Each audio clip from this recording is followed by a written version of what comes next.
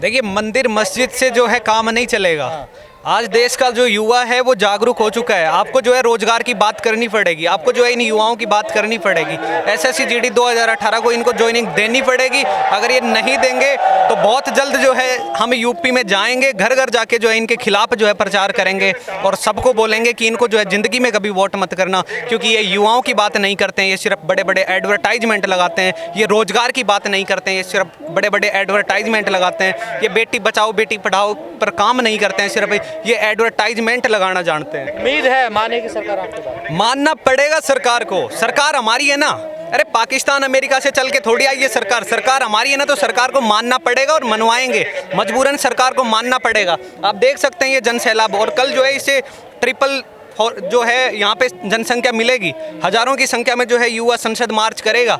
इनको जितनी बैरिकेड लगानी हो लगा लेना, जितनी बसें इनको लगानी हो लगा लेना। हम करेंगे और जो हमें करना है करेंगे। आर या पार की लड़ाई हम लड़ेंगे। लेकिन पुलिस तो केस कर देगी आप लोगों के ऊपर, शांति भंग करने का आरोप। अरे करो ना, हमारी ज़िंदगी तो वैसे भी इन्होंने जो है तबाह कर दिया। हमारा कैरियर तो इन्होंने वैसे भी ख़राब कर दिया। 80% बच्चे जो है ओवर एज हो चुके हैं, उनके पास जो है कोई भविष्य नहीं है। उनके पास उनका जो भविष्य बिल्कुल जो है अंधकार में है। क्या करेंगे वो? करो ना, इनको जितने लठ मारने मारो लठ, चलाओ गोली, लगाओ केस कितने लगाते हैं। हम पीछे हटने वाले नहीं हैं, हम कायर नहीं हैं, हम डरपोक नहीं है। आपको नहीं लगता कल भीम आर्मी के जो राष्ट्रीय अध्यक्ष हैं वो आएंगे, जो चीफ है, ये राजनीतिक नहीं हो जाएगा अंदर? बिल्कुल नहीं राजनीतिक होगा, क्योंकि वो युवाओं की आवाज़ उठाते हैं। अपनों का दर्द अपने समझते हैं, और वो एक युवा है और युवाओं का दर्द उन्होंने समझा है।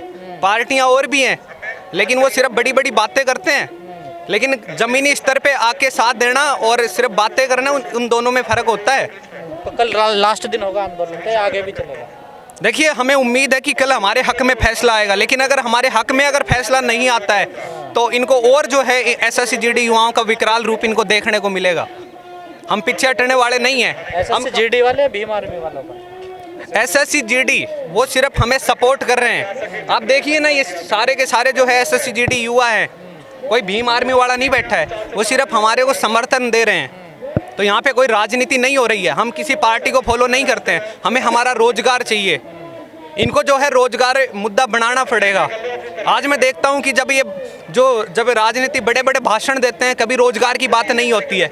मन की बात होती है लेकिन रोजगार की बात नहीं होती है।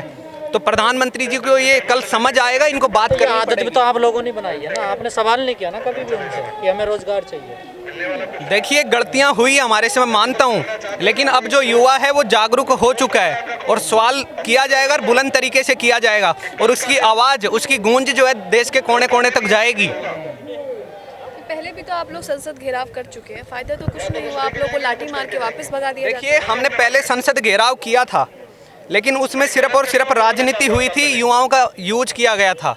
लेकिन इस बार ऐसा नहीं होने देंगे, क्योंकि इस बार जो हमारी एक यूनिटी है वो काफ़ी संख्या में है। और इस बार जो है वही है, हम जो है राजनीति करने नहीं आए हैं, हम रोजगार लेने के लिए आए हैं, हम हमारा हक लेने के लिए आए हैं, हम हमारा अधिकार लेने के लिए आए हैं। वो सरकार को देना पड़ेगा। तो आप कहना चाहते हैं कि पुलिस से ज़्यादा पावरफुल हो जाएंगे आप कल? देखिए, पावरफुल कौन होता है? पावरफुल देश की जनता होती है। अरे हमारे भारत में 65% युवा है। आज अगर इनके साथ शोषण हो रहा है, अन्याय हो रहा है, तो क्या आपका मतलब क्या है? क्या हम आवाज़ नहीं उठाएं? बिल्कुल उठाइए। गलत के खिलाफ हम नहीं बोलें? अधिकार है आपका आवाज़। तो बिल्कुल वही तो हम कर रहे हैं। जहाँ गलत होता है वहाँ आके सामने खड़े हो जाओ ना। तो वही तो हम कर रहे हैं कि अगर हमारे साथ अन्याय हुआ है तो इस पे जो है आपको जवाब देना पड़ेगा। प्रधानमंत्री जी भारत के हो, कोई पाकिस्तान के नहीं हो तुम जो जवाब। राजनाथ सिंह से बातचीत हुई थी तो उन्होंने तो आश्वासन दिया था ना। राजनाथ सिंह जी ने ये कहा था अमित शाह जी के अंडर में आता है, अमित शाह जी जो है इस पे फैसला लेंगे, ये कहा था उन्होंने। तो अमित शाह जी से बात हुई नहीं हुई आपको? देखिए, अमित शाह जी से फेस टू फेस बात हमारी नहीं हुई है, लेकिन हमारी जो आवाज़ है उन तक पहुंच चुकी है। पर वो तो यूपी में रोजगार दे रहे हैं आजकल। तो मैं वही तो कह रहा हूँ, ये जितने पैसे एडवर्टाइजमेंट में जब खर्च करते हैं, उतने पैसे अगर गरीब लोगों पे खर्च करें, अगर उतने पैसे अगर इन बेरोजगारों पे खर्च करें, इनको जो है रोजगार दें, तो जो है आज युवाओं को जो है यहाँ पे जंतर मंतर पे बैठना नहीं पड़ता। बीजेपी के मंत्री और सीएम और राज्य को भी यूपी में आजकल रोजगार दे रहे हैं, रैलियां कर रहे हैं, दे दो बात। देखिए, मैं एक बात कहना चाहता हूँ। कल परसों आपने देखा होगा, हमने एक छोटा सा जो है यहाँ पे प्रोटेस्ट किया था और कान पकड़ के मुर्गा बन के जो है इनसे माफ़ी मांगी थी कि प्रधानमंत्री जी, अगर हमारे से कोई गलती हो गई हो तो हमें माफ़ करो, लेकिन हमारा हक मत छीनो, क्योंकि वर्दी हमारा हक है। लेकिन फिर भी जो है इनको शर्म नहीं है। तो मैं इनको कहना चाहता हूँ कि आज हम मुर्गा बने हैं, कल जब तुम वोट मांगने जब हमारे घर पे आओगे ना, आपको मुर्गा बनाया जाएगा, आपसे सवाल किया जाएगा कि बताइए जब हम जंतर मंतर पे प्रोटेस्ट कर रहे थे तब तुम कहाँ थे, तब आपने जो हमारी आवाज़ को क्यों नहीं सुना। जो भी मेरे एसएससी जीडी 2018 के कैंडिडेट हैं, आप लोगों से निवेदन है सर्वप्रथम कि आप लोग जो है किसी भी हालात में दिल्ली पहुंचने का जो है थोड़ा कष्ट करें, क्योंकि अब ये प्रोटेस्ट मेरे हिसाब से आप लोगों को जो दिख रहा है यहाँ पे लगभग मैं कहूँगा कि संघर्षपूर्ण है। और कल यहाँ पर आप लोगों को कुछ लोगों को नहीं पता है, कल 10 बजे के समथिंग हम जो है एक फ्लाइंग मार्च निकालेंगे और जो संसद भवन तक जाएगा।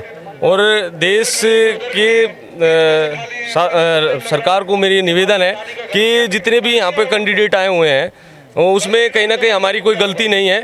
लगभग आपकी प्रक्रिया जो है 4 साल तक चली एसएससी जीडी के बिटवीन, और उसमें मैं चाहता हूं जैसे बीच में कोरोना काल रहा और 2018 से 19 में आप लोगों ने हमारा मेडिकल लिया, और 2019 में जब मेडिकल हो जाता है उसके बाद में आप लोगों ने जो 1 साल या 1.5 साल का बीच में डिस्टेंस रहा उसमें काफ़ी लड़के दाएं बाएं इधर उधर भर्ती हो गए। और मैं चाहता हूं कि सेकंड लिस्ट हमारी जारी हो किसी न किसी हिसाब से, क्योंकि बीच में कहीं ना कहीं लड़के भर्ती हो जाते हैं। और आप लोगों ने जो लिस्ट लगाया है हमारा वो लगभग 50,000 के समथिंग लगाया है। मैं ये जो पद थे 60,000 समथिंग थे, तो कहीं ना कहीं इन जो खाली पद हैं उनमें हमारे ये जो काबिल कैंडिडेट हैं जिनके लगभग 82 पॉइंट के समथिंग जनरल कैटेगरी के मार्क है, तो मैं चाहता हूं कि सरकार से निवेदन है कि इनका कहीं ना कहीं सेकंड लिस्ट जारी करें और इनको अपना जो है ज्वाइनिंग दे।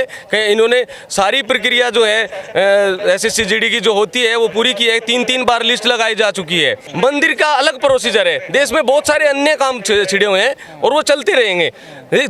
भर्ती प्रक्रिया का अपना अलग कार्य है, वो भर्ती भी चाहिए, होती रहनी चाहिए। और जहाँ तक उम्मीद है कि सरकार ने 60,000 पद निकाले तो पूरे नहीं किए हैं, ठीक है।